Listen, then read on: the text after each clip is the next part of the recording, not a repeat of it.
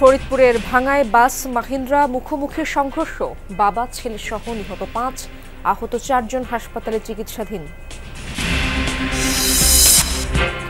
ঈদ উদযাপনে ঘরমুখ নগরবাসী, বাস ট্রেনে বাড়ছে ভিড়, বিকেলে সরকারি বেসরকারি অফিস ছুটির পর চাপ আরও বাড়বে। আমি যাচ্ছি দেশের বাড়িতে ঈদ করতে, আমি আমার নানি বাড়িতে যাচ্ছি। বাসের সংখ্যা আনুপাতিক হারে কম, আর টিকিটে অনলাইনেই করছি, আর কি কোনো ভোগান্তি হয়নি। টানা বৃষ্টি আর পাহাড়ি ঢলে সুরমা কুশিয়ারায় পানি বৃদ্ধি, বাঁধ ভেঙে প্লাবিত জকিগঞ্জের বিস্তীর্ণ লোকালয়, নিরাপদ আশ্রয়ের খোঁজে ছুটছে মানুষ। দীর্ঘ ৩.৫ মাসেও কাটেনি কুয়েটের অচলাবস্থা, নতুন উপাচার্য নিয়োগ না দেয়ায় প্রশাসনিক শূন্যতা, আটকে গেছে বেতন বোনাস।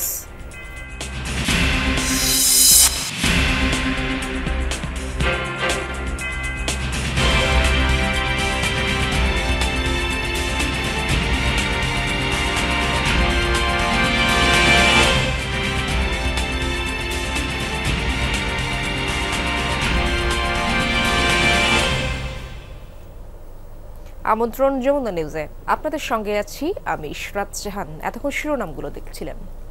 ফরিদপুরের ভাঙ্গায় বাস মাহিন্দ্রা মুখোমুখি সংঘর্ষে প্রাণ গেছে বাবা ছেলে সহ ৫ জনের, আহত হয়েছেন আরও ৪ জন। সকাল ৬:৩০টায় বাবলাতলা বাসস্ট্যান্ড এলাকায় ফরিদপুর বরিশাল মহাসড়কে এই ঘটনা ঘটে। পুলিশ জানায় মাহিন্দ্রাটি ভাঙ্গা থেকে টেকেরহাট যাচ্ছিল।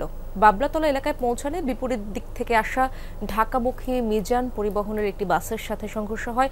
এতে ঘটনাস্থলেই মারা যান ৪ জন। খবর পেয়ে উদ্ধার কাজ শুরু করে ফায়ার সার্ভিস। আহতদের উপজেলা স্বাস্থ্য কমপ্লেক্সে নেওয়া হলে আরও একজনকে মৃত ঘোষণা করেন চিকিৎসক। নিহতরা হলেন মাদারীপুরের শিবচরের ইব্রাহিম সর্দার, তার ছেলে মনির সর্দার, একই এলাকার তারামিয়া ও ভাঙ্গা উপজেলার মিজানুর রহমান। নিহত আরেকজনের পরিচয় এখনো জানা যায়নি। হতাহতরা সবাই মাহিন্দ্রার আরোহী ছিলেন।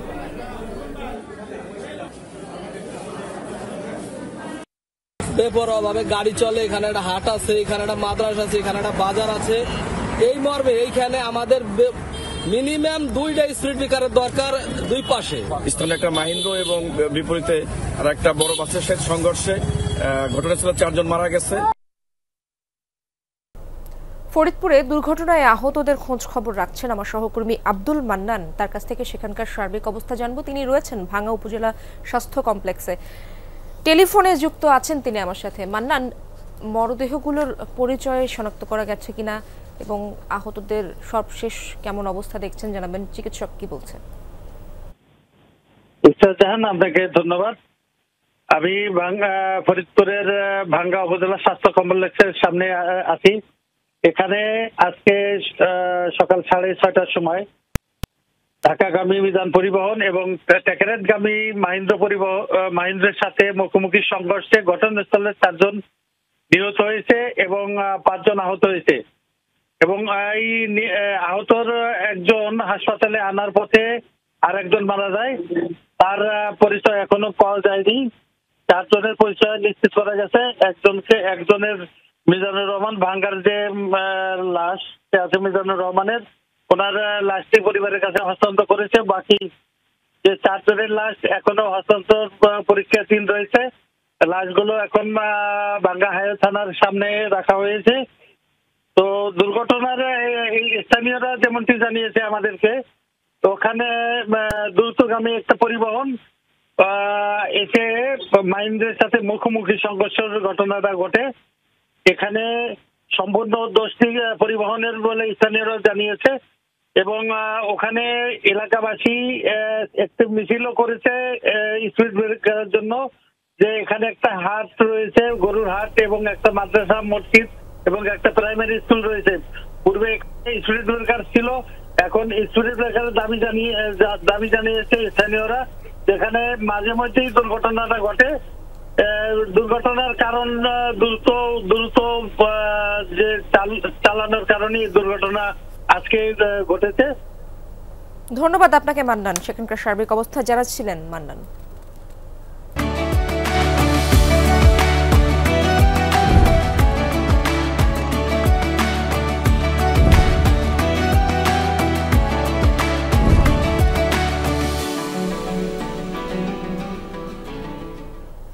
ঈদযাত্রায় রাজধানী মহাখালীর বাস টার্মিনালে সকাল থেকেই যাত্রীদের ভিড়। দূরপাল্লার বাসের টিকিটের জন্যও ছিল দীর্ঘ লাইন। সকাল থেকে মহাখালী আন্তজেলা বাস টার্মিনালে যাত্রীদের চাপ দেখা যায়। বেলা বাড়ার সঙ্গে সঙ্গে যাত্রী সংখ্যাও বাড়ছে। তবে যাত্রীদের তুলনায় বাসের কিছুটা সংকট রয়েছে, বিশেষ করে ঢাকা থেকে হবিগঞ্জ ও সিলেটের অন্যান্য এলাকাগামী বাসের কাউন্টারগুলোর সামনে যাত্রীদের দীর্ঘ অপেক্ষা। কাউন্টার সংশ্লিষ্টরা জানান, যানজটের কারণে ঢাকা ছেড়ে যাওয়া বাসগুলোর ফিরতে দেরি হচ্ছে। বাস না আসায় আগাম টিকিট কাটা যাত্রীরা অপেক্ষা করছেন। পরিবহন পৌঁছালেই দ্রুত ছাড়ার ব্যবস্থা করা হচ্ছে।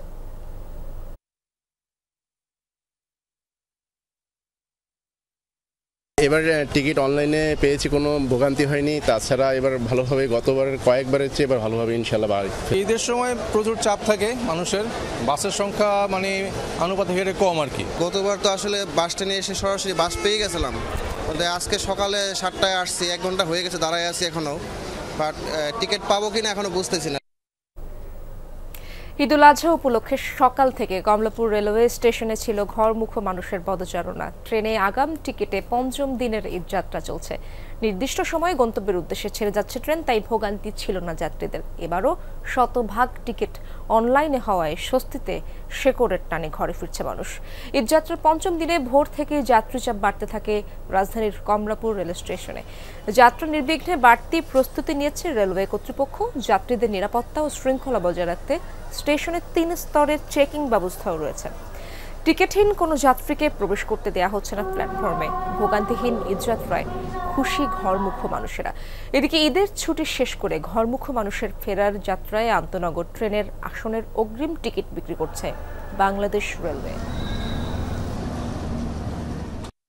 আমি যাচ্ছি দেশের বাড়িতে ঈদ করতে, আনন্দ করতে। আমি মাইয়াম। কোথায় যাচ্ছ তুমি? আমি পিঠেতে চড়ে যাচ্ছি। আমি বেড়তে যাচ্ছি। অনেক মজা। এমনি কোনো ভোগান্তি তো মনে হচ্ছে না, কিন্তু টিকিটটা সমস্যা হয়ে গেছে, কারণ স্টুডেন্টের জন্য টিকিটটা আগে পাওয়া অনেক জরুরি। দর্শক, রাজধানীতে জমে উঠেছে কোরবানির পশুর হাট। কমলাপুর মানিকনগর হাট থেকে যুক্ত হচ্ছেন আমার সহকর্মী ভাস্কর ভাদুরী। ভাস্কর, বরাবরই এবারের কোরবানির পশুর হাটে বিক্রেতারা দাম নিয়ে একটি আক্ষেপ বারবারই বলছেন। আপনি যেখানে রয়েছেন সেখানে দাম কেমন হাঁকছেন বিক্রেতারা, এবং ক্রেতারা কি বলছেন? বেচাকেনা কেমন দেখছেন আপনি?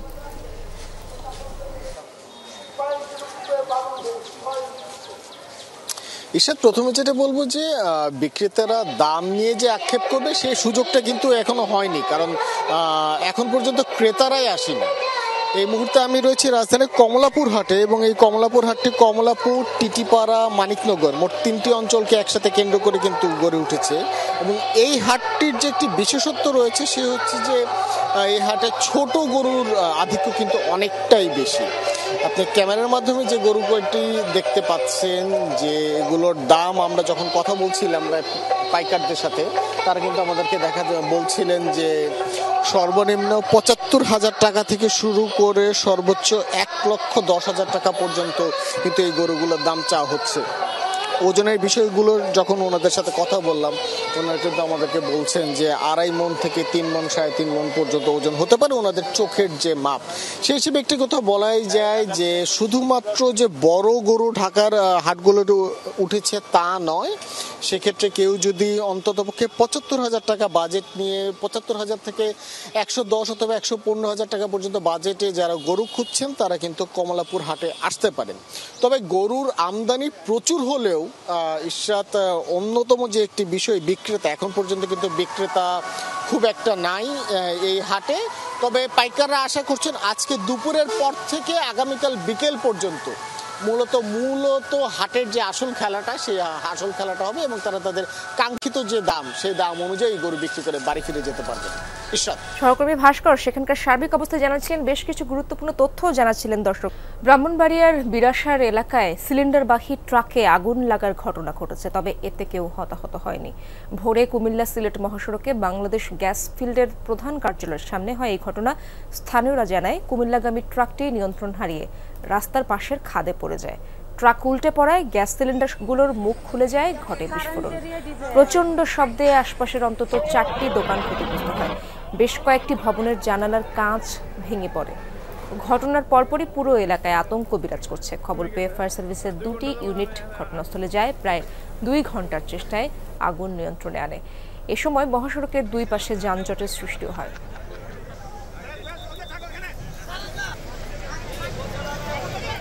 বঙ্গবন্ধু শেখ মুজিবুর রহমান ও জাতীয় চার নেতা মুক্তিযোদ্ধা মুজিবনগর সরকারে যারা ছিলেন তারাও মুক্তিযোদ্ধা। ওই সরকারের কর্মকর্তা কর্মচারীরা সহযোগী মুক্তিযোদ্ধা হিসেবে বিবেচিত হবেন বলে জানিয়েছেন মুক্তিযুদ্ধ বিষয়ক উপদেষ্টা ফারুকী আজম। যমুনা টেলিভিশনকে টেলিফোনে একথা জানান তিনি। আমি সকাল থেকে এগুলি বুঝতেই পারছি না, এটা উচিত ছিল না। দরকারটা কি এই সমস্ত বিতর্ক গুলো করে? এটা তো সুস্পষ্ট, যারা সশস্ত্র ভাবে যুদ্ধ করেছে তারা মুক্তিযোদ্ধা। এরপরে এখানে মুজিবনগর সরকার সেই যুদ্ধ পরিচালনা করেছে, অবভিয়াসলি তারা মুক্তিযোদ্ধা, সেখানে তো লেখাই আছে সব। আর এই সরকার দ্বারা স্বীকৃত যা আছে সবাই মুক্তিযোদ্ধা, এই সকল বাহিনীগুলিই মুক্তিযোদ্ধা, এটাই লেখা আছে। টানা বর্ষণ আর পাহাড়ি ঢলে বাড়ছে সুরমা ও কুশিয়ারা নদীর পানি। কুশিয়ারা নদীর বাঁধ ভেঙে প্রবল বেগে পানি ঢুকে প্লাবিত চকিগঞ্জের গ্রামের পর গ্রাম। নিরাপদ আশ্রয় খোঁজে ছুটছে মানুষ। খোলা হয়েছে 57টি আশ্রয় কেন্দ্র। টানা বর্ষণ আর পাহাড়ি ঢল উপচে পড়ছে কুশিয়ারায়। পানির চাপে জকিগঞ্জ শহর রক্ষাবাদের বেশ কয়েকটি স্থানে তৈরি হয়েছে এমন ভাঙন। প্রবল স্রোতে লোকালয়ে ঢুকছে পানি। ডাইক ভাঙনের কারণে আমার ঘর বাড়ি আমার 4টা বাচ্চা, এরপরে বউ শাশুড়ি মা নিয়ে আমি খুব অবস্থায় আছি। আমাদের গ্রাম প্রায় 7-8টা গ্রাম আর কি পানির নিচে এখনো আছে। লোক বাড়ি ঘরে থাকতে পারতেছে না। পানির তোড়ে তলিয়ে যাচ্ছে গ্রামের পর গ্রাম। টিকতে না পেরে লোকজন ছুটছেন আশ্রয়ের খোঁজে। সবটি আসলে আমাদের ঘর, এখন আমাদের বিটা যেমন নিচে মূল্যদার গিয়া এখন দাঁড়াদারি আশ্রয় কেন্দ্রে যাওয়ার ব্যবস্থা করা। বর্তমানে এখন খালি কুয়াইছি গোলা পানি বাদি গরম, কোনো জিনিস আনতে পারছি না, বাসাইতে পারছি না কোনো জিনিস। আমাদের ঘর বাচ্চা কাচ্চা সব আমরা চকিতে রেখে আইছি বর্তমানে। এখন যাই আমার বাইর বাড়ি যদি কিছু চাউল পাই বাইরের কাছ থেকে আনতাম। যারা আশ্রয় কেন্দ্রে আসছেন তাদেরও রয়েছে নানা অভিযোগ। বাঁধ রক্ষায় স্থানীয়রাই করছেন চেষ্টা। কেউ খোঁজ খবর নিছে না, মেম্বার হোক আর চেয়ারম্যান হোক, কেউ খোঁজ খবর নাই। এই বস্তাগুলো আমরা নিজে ফেলাইছি, কোনো লোক আমরা কোনো সাহায্য করছে না।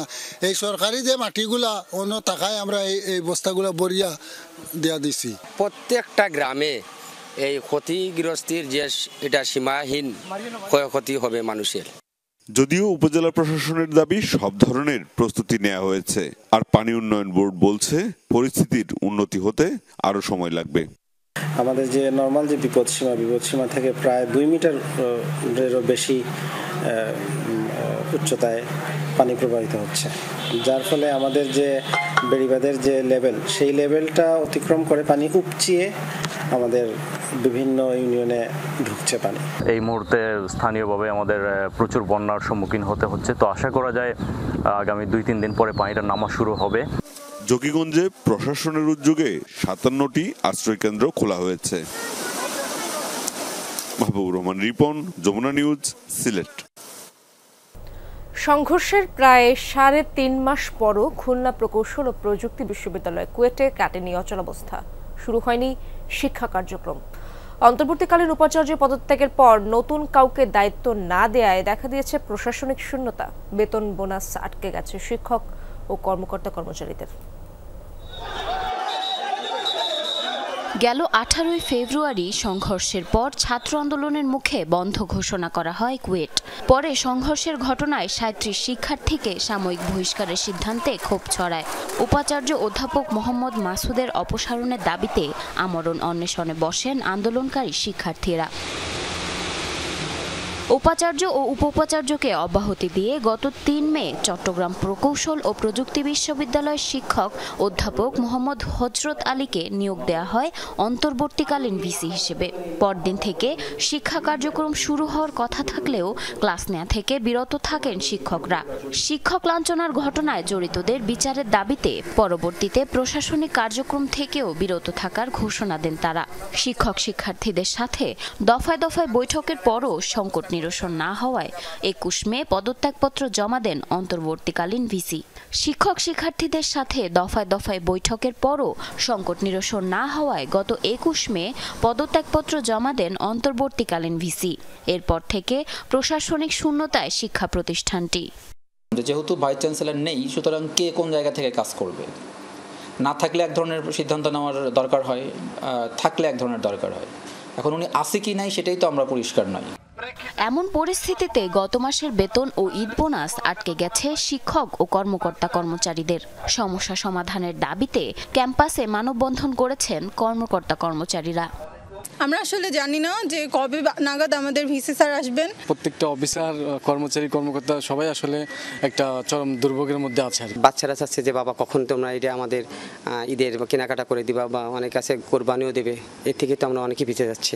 অফিসার, কর্মকর্তা সমিতি এবং কর্মচারী সমিতির 1100 লোক এর সাথে ডাইরেক্ট জড়িত, আর এর বাইরেও মাস্টার শ্রেণী আছে, তবে প্রাইডি লোক আছে, এদেরও তো আছে, বা এরা তো বেতন নিয়ে চলে, কথা বলছেন। সুতরাং আমাদের প্রত্যেকটা পরিবারে একটা জীর্ণ শীর্ণ দশা হয়ে যাচ্ছে এই মুহূর্তে। নতুন উপাচার্য নিয়োগ না হওয়া পর্যন্ত আর্থিক ও প্রশাসনিক কার্যক্রম পরিচালনার জন্য বিকল্প নির্দেশনা প্রদানের অনুরোধ করে শিক্ষা মন্ত্রণালয়ে চিঠি দিয়েছেন রেজিস্ট্রার। শিক্ষক, কর্মকর্তা, কর্মচারীদের পরিবার এই যে ঈদুল আজহার, পবিত্র ঈদুল আজহার উৎসব ভাতা এবং এই যে মে মাসের বেতন, এই দুইটা থেকেই তো আমরা এখনো কোনো গ্রিন সিগন্যাল পাচ্ছি না। তো আমরা যোগাযোগ করতেছি, আমাদের সর্বোচ্চটা আমরা চেষ্টা করতেছি। অচল অবস্থা কাটিয়ে দ্রুত ক্লাসে ফিরতে চান খুলনা প্রকৌশল ও প্রযুক্তি বিশ্ববিদ্যালয়ের শিক্ষার্থীরা। জারিন অর্নি, যমুনা নিউজ।